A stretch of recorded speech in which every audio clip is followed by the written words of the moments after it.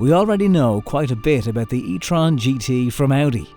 It's got just over 500 brake horsepower, it costs just over €100,000 and it has a 93.4 kilowatt-hour battery. The car can handle 270 kilowatt chargers, 800 volt DC charging. It's also pretty good looking. And it's quick. Very quick.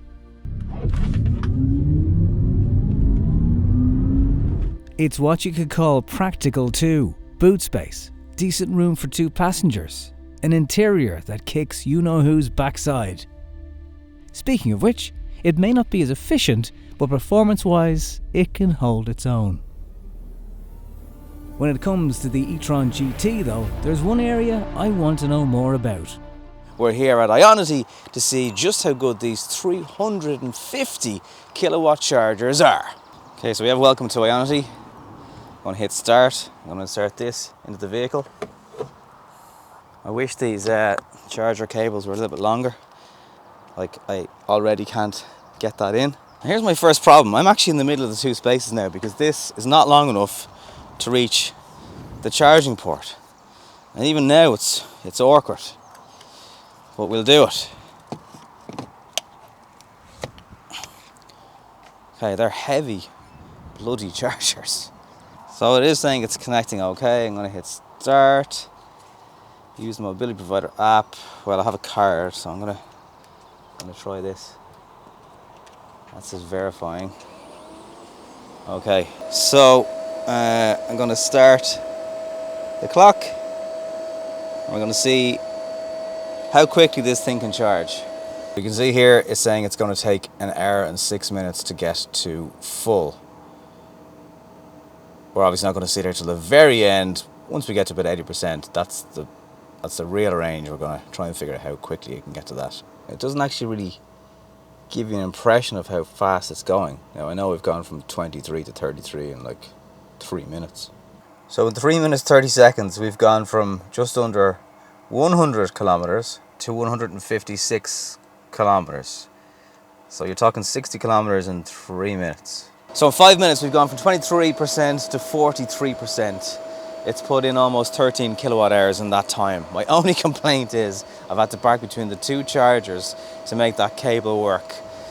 A combination of where the charging port is on the eTron, although it's not that unusual a port for a charger on a car, those Ionity cables need to be longer. Why aren't they longer?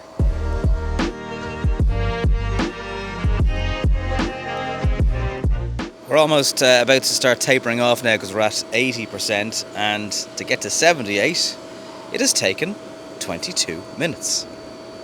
And yes, that is longer than you will pump some fuel into a car, but as an electric car with this performance and this level of kilometers to get you on your way again, it's hard to argue with it. In 26 minutes, we've put almost 400 kilometers into this eTron GT. And yes, you've got to stop and start and keep going on your journey. But the point is, it was flawless today. 2 spaces free, really fast charging. I'm only probably sitting here long enough to demonstrate the capabilities of the charging because, you know, if you were trying to get to Belfast from here, you could have just at maybe 250 just to give yourself breathing space. It's nowhere near 250 kilometers, but just to be sure, if you were doing that motorway range speed. Now, on the way up here on the M1, doing motorway speeds, it was very stable. It didn't just suddenly disappear in half or anything like that. To get to 200 today was very, very quick. I think it was like a matter of 5 minutes or something. So I'm sitting here almost half an hour just to prove the point over and over again that it works, and it's very quick. So my work here today is kind of done. I'm now at 91% in 30 minutes. I'm sure the car battery was warmed up and it was meeting all those things that perhaps you need to meet to do really fast charging, but I don't know if that actually would have been a problem in the eTron just because of it's such a big selling point that that's how fast it can charge. It's expensive. While membership with Ionity is around 36 cents per kilowatt hour, pay-as-you-go users would have to seriously cough up with a charge like this one in this video costing over €43. 59 kilowatt hours gone into the car at, let's call it 36 cents. That's 20 €1 to charge that car. Still an awful lot cheaper though than if you were filling a high performance car with over 500 brake horsepower to go from 100 kilometers worth of petrol to 400 kilometers worth of petrol. Still an awful lot cheaper. And I'm really hearing the machine shut down now, it sounds like, because it's gone over the 90%, and this is the part where it really does slow down.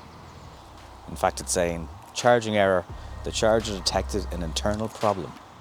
With a quick search on Google throwing up very little, I'm thinking out loud here, but I'm wondering if Audi have purposely limited the charge to less than 100% using speeds such as Ionity for battery preservation.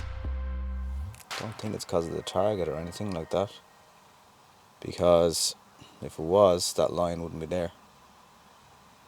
Anyway, I'm happy enough with my 400 almost kilometer range.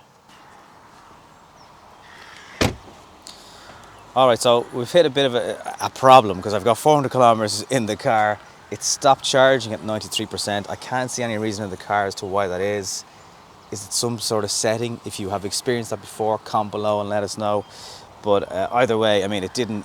I'm curious as to the fact that it's at 93%. Is there a reason why it shut off? It didn't do it like at 15%, if you get what I mean. So, for the majority of the time, it works, I think. Thanks for watching this video review. There's loads more electric stuff coming up on the channel.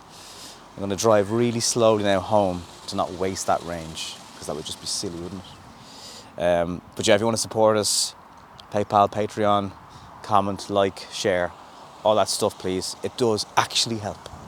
Get out! Thank you.